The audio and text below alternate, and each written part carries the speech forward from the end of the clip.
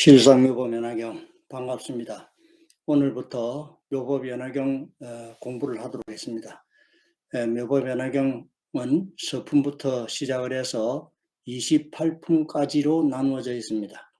이 묘법연화경은 품마다 띄워놓고 보면 28경이 될 수도 있습니다.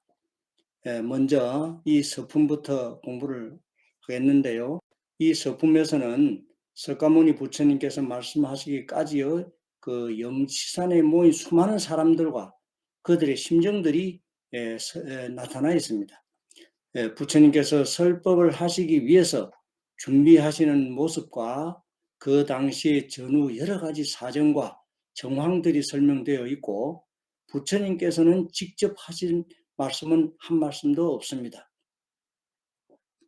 이 묘법연화경은 8만 법장이 들어있다는 것을 이해하시게 될 겁니다. 품마다 경이 되고, 또한 문자 일자마다 진불이라고 하셨습니다. 그래서 이 묘법연화경은 그야말로 부처님이 나오시는 경전이기 때문에 여러분들이 이 묘법연화경이 바로 곧 신앙의 대상이다 하는 것을 이해하셔야 합니다. 그렇다면 묘법연화경 서품부터 공부를 하도록 하겠습니다. 한 부분만 읽어보겠습니다. 이와 같이 나는 들었노라. 한때 부처님께서 마갈타국 광사성 기사굴 영산 회상에서 큰 비구 대중 1만 2천인과 함께 계셨으니 이는 다 알아니라. 이미 모든 누가 다하여 다시 번뇌가 없으며 깊은 진리를 얻어 모든 미혹된 습성을 없이하고 마음의 자제를 얻었습니다. 여기서 이제 이 모든 경전에서는 무량의경에서도 설했지만 여시아문으로부터 시작합니다. 이와 같이 나는 들었다라는 문구가 시작이 되는데요. 이 여시아문이라는 것은 앞에서도 설했지만 여시라 하면은 모든 경이 다 똑같다라고 생각을 하는데 결코 그렇지 않습니다. 여시라는 뜻도 경전마다 그 의미를 달리하고 있습니다. 여시의 뜻은 한마디로 얘기하면 그 경전의 총칭으로 가장 중요한 첫 문자가 됩니다. 그래서 경이 다르면 여시의 뜻도 다를 수밖에 없다는 것입니다.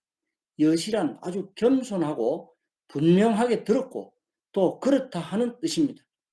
안한존자 자신이 직접 부처님의 가르침을 듣고 전하는 것이기 때문에 만약 잘못된 점이 있으면 안한 자신의 책임이지 부처님의 잘못이 아니다 하는 큰 뜻이 담겨져 있습니다.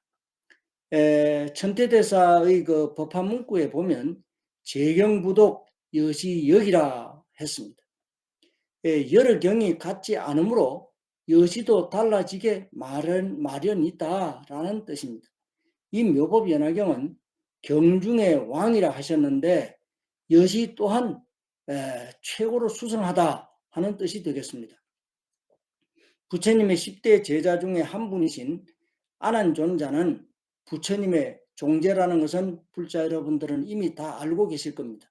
안한은 부처님의 시자가 되어가지고 부처님께서 설법하신 말씀을 모두 외워서 후세에 전하신 분입니다. 이것은 신통력을 얻으신 분이기 때문에 다 외우게 됩니다.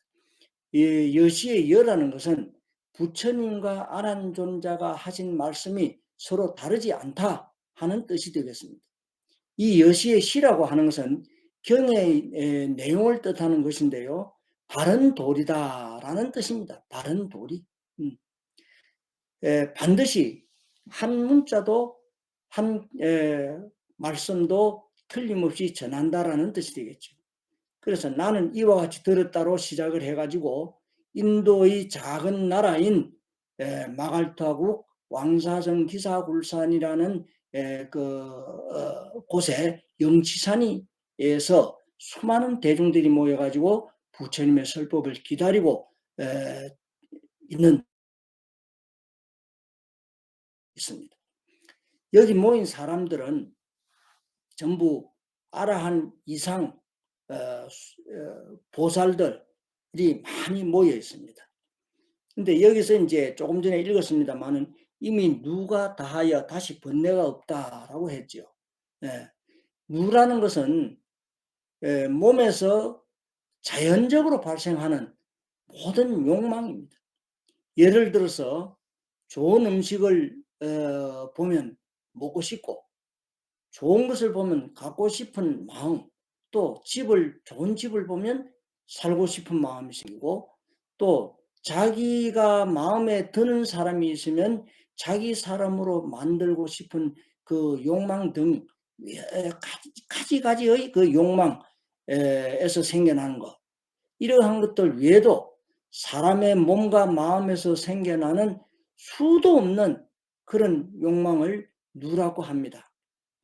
부처님의 설법을 듣고자 영산회상에 모인 수많은 사람들은 이러한 누가 없어서 번뇌라는 모든 욕망으로 살아간 마음이 없는 사람들이 모였다 하는 뜻입니다. 번뇌의 근본 원인은 세 가지로 나누어집니다. 탐심과 진심과 치심이라는 삼독입니다. 이 탐진치로 인해서 남을 미워한다든지 원수가 된다든지 시기 질투를 한다든지 서로 다투는 것으로 인해서 생기는 108가지의 번뇌뿐 아니라 84,000가지의 번뇌가 우리 속에는 생겨나게 되어 있다는 겁니다. 그래서 부처님께서 84,000법문을 설하신 것이라고 합니다. 이러한 번뇌가 없는 사람들이 부처님의 설법을 듣고자 기다리고 있다는 것을 나타낸 것입니다. 모든 미혹한 습성이 없다. 습성이 없다. 이걸 이제 진제유결이라고 하는데, 유결은 성품과 욕망, 또 하고 있는 일이라든가 크고 작은 사람, 잘생긴 사람, 또는 근사하게 생기지 못한 사람 등 이렇게 각자가 태어날 때 자기가 가지고 나온 것이 다 다르다는 것을 나타낸 것입니다. 이것이 유결입니다. 그러나 내가 가지고 나온 것에 집착하는 것은 결코 바람직하지 않다. 잘생겼다 해서 잘생긴 것에 집착을 하게 되면 안 된다는 뜻이겠죠. 예. 각자의 인생을 가지가지로 차별하면서 집착하는 것을 씻어버린다. 이게 진제의 유결이라고 하는 것입니다. 그래서 이제 심덕자재라고 그랬죠. 심덕자재라. 모든 욕망을 씻고 마음이 자재로운 것을 얻는다 하는 것입니다. 그야말로 이 자재란 어떠한 경우에도 주위 환경에도 움직이지 않고 편안한 마음으로 다른 사람으로부터 또한 간섭도 받지 않고 자기 자신의 일은 자기 스스로 하고, 또한 작은 것이나 큰 것이나 집착하지 않고 편안한 상태가 자재입니다. 자유자재롭다라는 말을 잘 아실 겁니다. 이러한 번뇌와 집착이 없는 아라한들, 또 보살들, 하늘나라의 모든 왕들, 또 8명의 용왕 등 수많은 대중들이 부처님의 설법을 듣기 위해서 모여 있다라는 것은, 여기서 이제 아란이라고 했는데, 아란이라는 무엇이냐, 어떤 경계냐, 범어로는 살적이라고 합니다. 이 살적의 적은 미혹하다는 뜻입니다. 이 미혹한 마음을 완전히 없이한 마음이 청정한 경지의 사람을 아란이라고 합니다. 우리는 아란의 경계에 들면 부처로 착각을 하는 사람들이 많습니다. 그것은 왜냐? 아란의 경계를 얻게 되면 곧 공양을 받을 수 있는 그런 경계가 된다는 것입니다. 그래서 부처로 착각을 하는 것이죠. 이렇게 많은 대중들은 다 욕망이 없는 수행자들로 이 묘법연화경의 설법을 듣게 되면 자연히 다른 사람을 구원할 수 있지만 마음이 바르지 못한 상태에서는 구원할 수가 없습니다. 먼저 나 자신부터 마음을 밝게 하고 내가 먼저 깨달은 다음에 다른 사람을 어두운 마음에서 벗어나게 하는 것입니다. 이것을 자각 또는 이제 각타라고도 하고 이타라고도 합니다. 이렇게 욕망과 번뇌 망상이 없고 집착하는 마음과 차별하는 마음이 없이 어떠한 경우에도 마음이 움직이지 않는 사람들이 부처님의 설법을 듣고자 여기 영치산에 모여 있다 하는 것입니다. 여러분들이 잘 아시겠지만 영산제라는 것을 봉행하고 있다는 것은 아실 겁니다.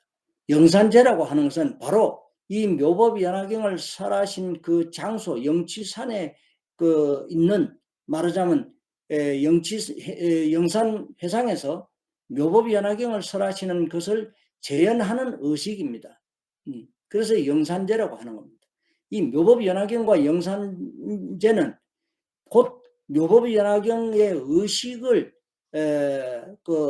재현하는 그런 그 의식 자체를 영산제라고 하기 때문에 다른 어떤 경전에 대해서 의식하는 것이 아닙니다, 원래는. 예, 그런데 이제 여러분들이 영산제라 하는 것은 묘법연화경을 설하시는 의식 자체를 말하자면 재현한 것이 영산제다, 이렇게 아시기 바랍니다. 이렇게 이제 배우고 있는 사람과 다 배운 사람 2000인이 있다고 했습니다. 배우고 있는 사람을 이제 유학이라고 합니다.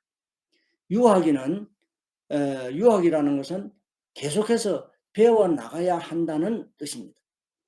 반면에 다 배운 사람을 무학이라고 합니다. 이것은 더 배울 것이 없다, 다 배웠다 하는 사람들입니다.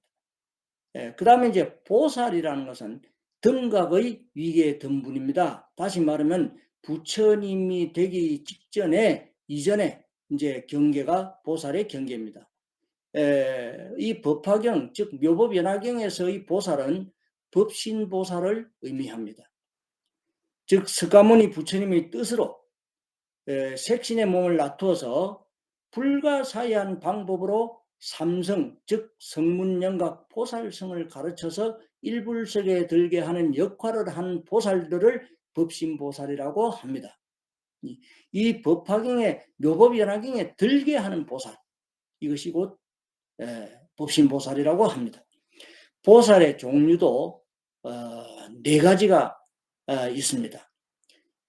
편교보살, 통교보살, 별교보살, 원교보살이 있습니다. 이제 이런 것은 여러분들이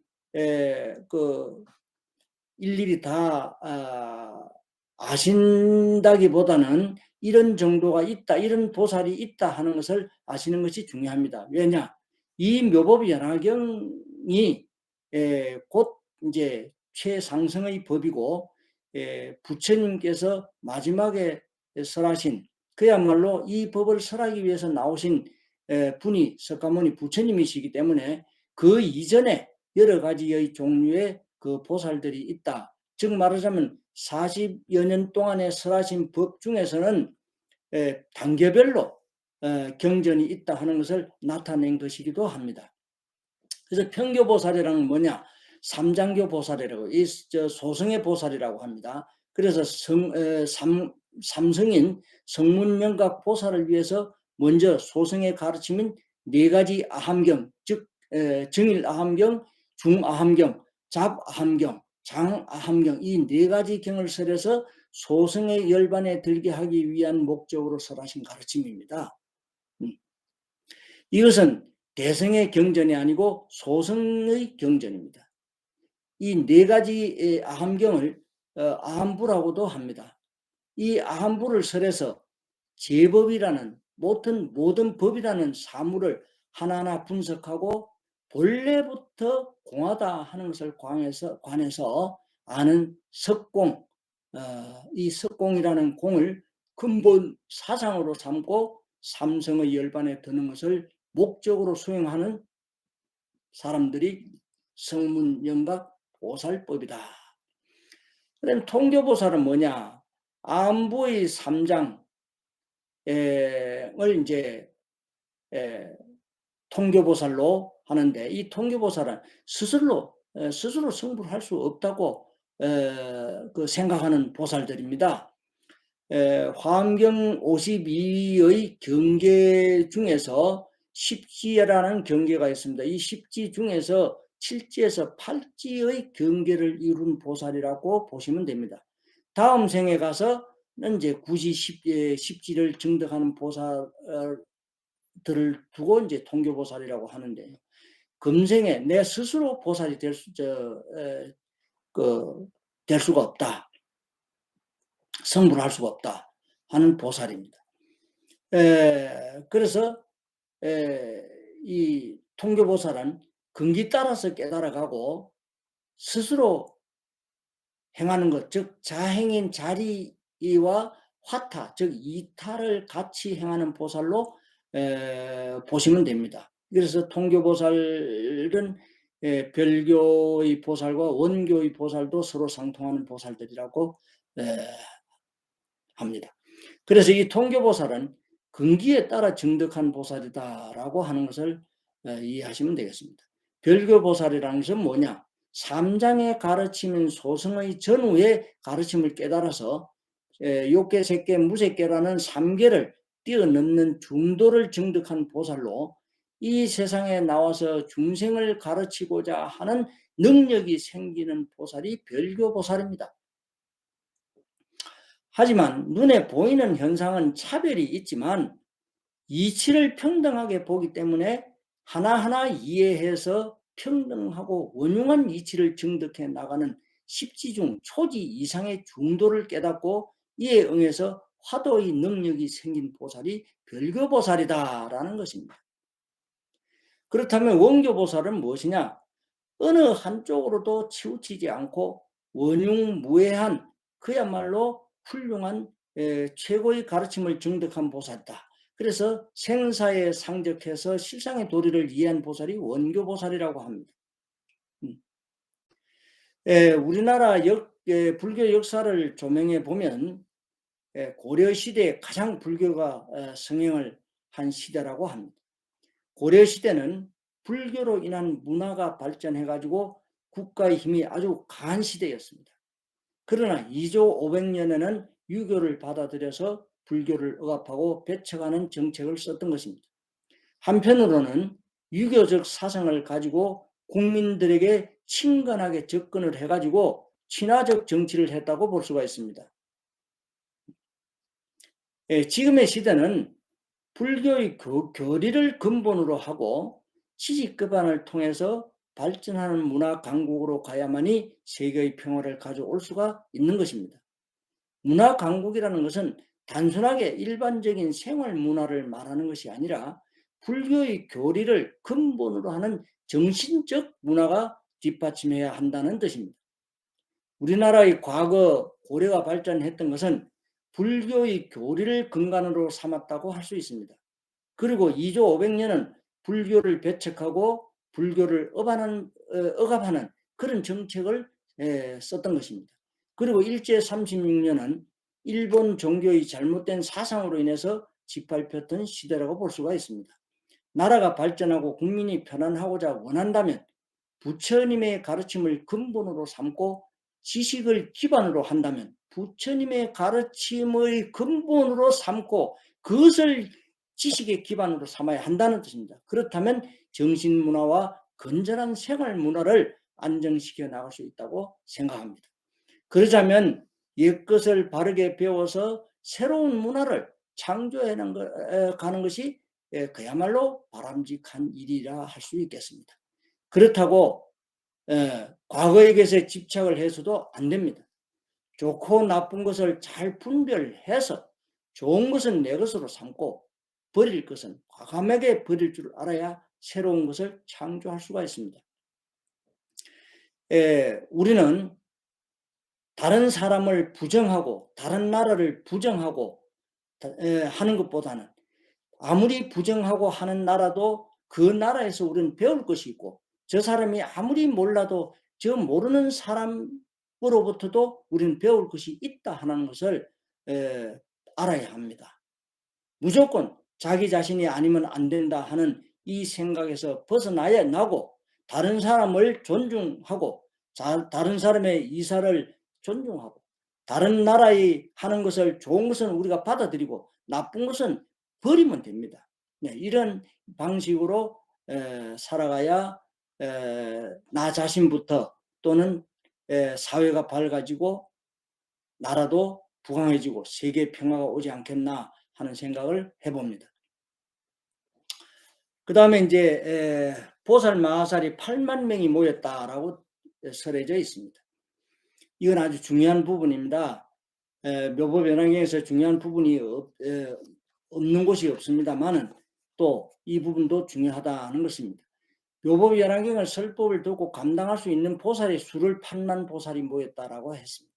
부처님의 가르침을 통틀어서 8만 법장이라고 하는데요. 어떻게 8만 법장이 되는가를 설명을 해보겠습니다.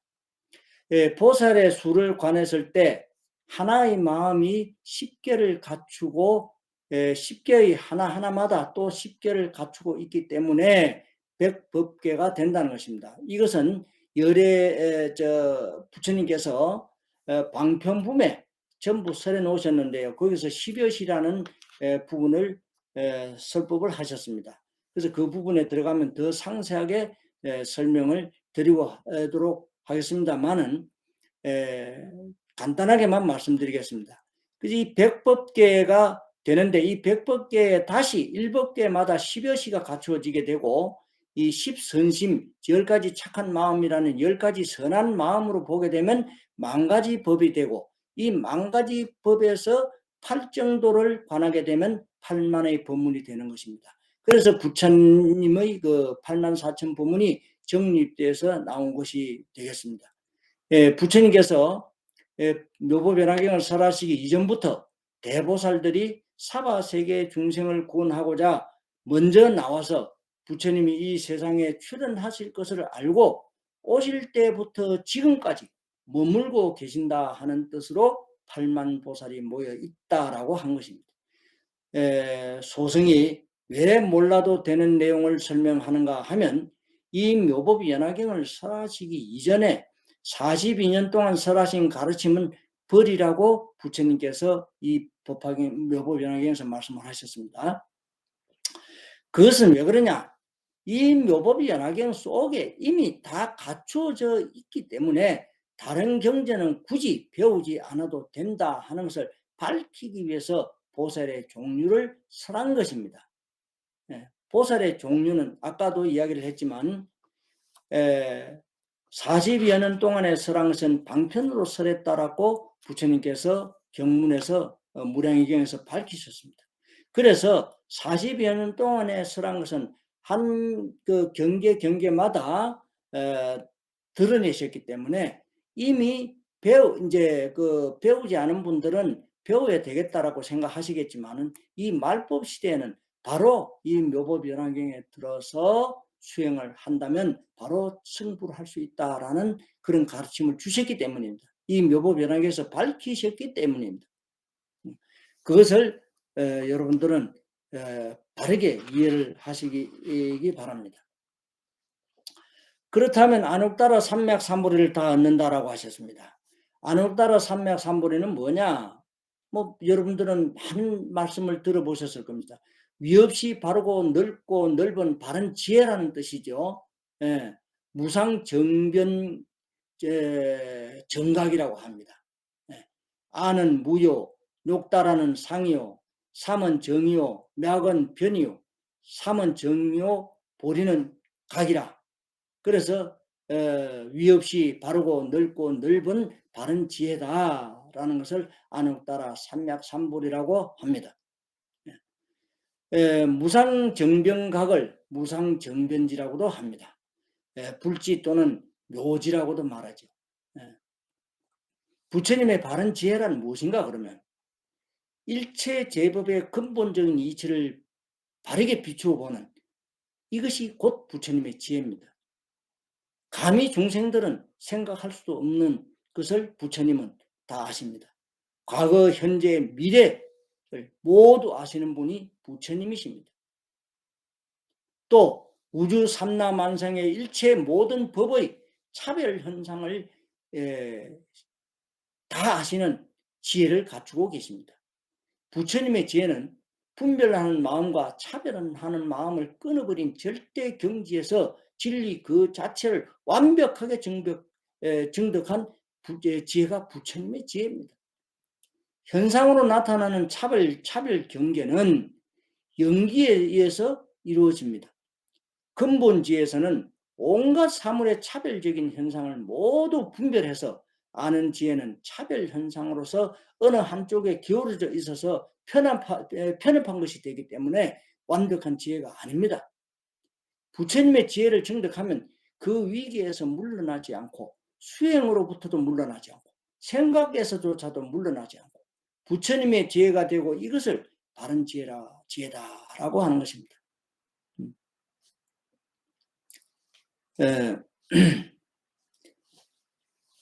오늘은 여기서 마무리하겠습니다. 실상묘본화경